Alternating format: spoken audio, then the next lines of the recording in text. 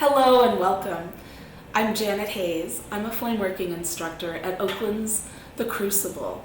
It's the largest nonprofit industrial arts school in the country. Today I'm going to be demonstrating how to make a twisted icicle glass ornament. We'll be using borosilicate glass, which is an industrial, very strong and brilliantly clear glass. We'll be using a chunk of this glass on the end of a smaller rod. We'll be decorating our icicle with crushed glass called fret in an opaque white to resemble snow, and then adding a little bit of detail with a deep red. This one is called Dragon's Blood by North Star. These three simple materials will combine to make a twisted icicle that can be worn as a pendant or hung on a Christmas tree. Let's get started. First, we start by warming the glass in the back of the flame. We want to do this so that the glass heats up nice and evenly and we don't get any little rough shards splintering off. Now I'm in the sweet spot. This is a part of the flame that's just about 2 inches from the torch face. Rotating, keeping the glass nice and molten until it's time to flatten it. And we'll flatten it and add the fret in one motion. That nice big Tootsie Roll gets smashed into a flat lollipop. And you can see the fret on the reverse side here. I'm going to melt it in. It kind of looks like pretzel salt, just little chunky bits of crushed glass.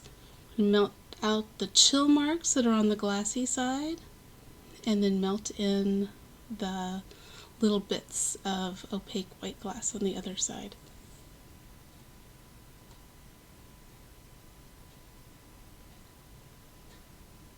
Keeping the heat nice and even so that this disc doesn't flop around and become pancakes, so just heating one side at a time. Now it's time to add some color. So I'm going to stripe around the edge of the disc with that deep red transparent glass. Just going to go all the way around smoothly as possible and then finish up back where the rod connects to the disc. Flame cut that little bit of stringer and then melt everything in smoothly. Make sure those little tag ends of red are nice and connected to the base disc. The tools I'm using here are graphite. Graphite's really heat resistant. It does, however, absorb a lot of that heat, so you have to be careful not to burn yourself. Just going around the edges, getting this nice red stripe smoothed down, and then I'm going to add another rod directly opposite the first one. I'm going to create a kind of horizontal axis going from both ends of the disc. This is a hot seal. It's sealed in the flame. Both pieces of glass are nice and molten, so they fuse together, and then from now on they behave as though they're one piece of glass. I'm starting to heat the disc by letting the flame really rest on both sides evenly. Baking in the heat, trying to get that entire disc molten so that the glass will move evenly. And we're going to give it a little stretch just to see if things are moving. And this time we do want it to flop around. We want to add that twist that gives the icicle its distinctive shape. And just kind of go down slowly, stretching and twisting, gently pulling the glass. This is a lot easier to keep control of the shape if your two rods are behaving as though they're one long horizontal axis.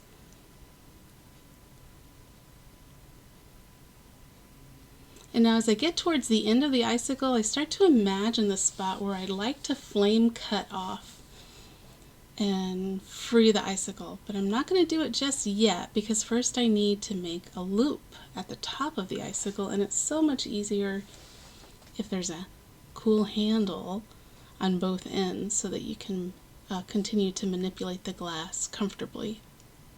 So I'm stretching one of the rods.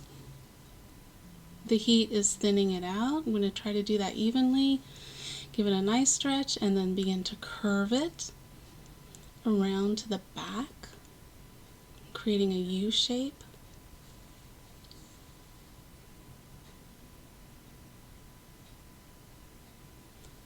And then just carefully flame cut off enough to close and make a nice loop. This time I'm using steel tweezers to shape the loop.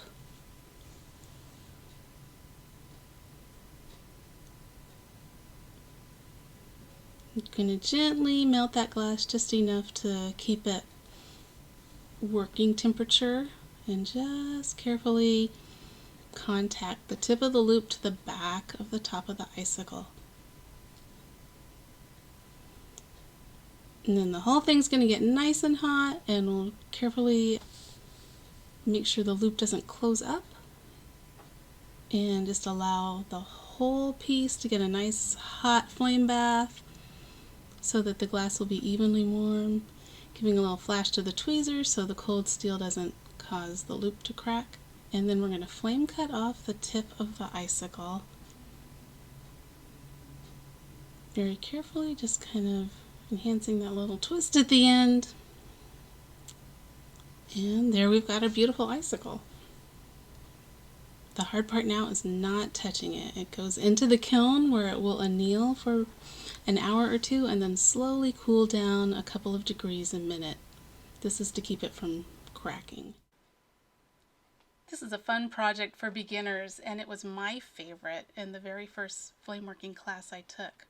It takes a little practice to get that twist, but boy, it's so rewarding.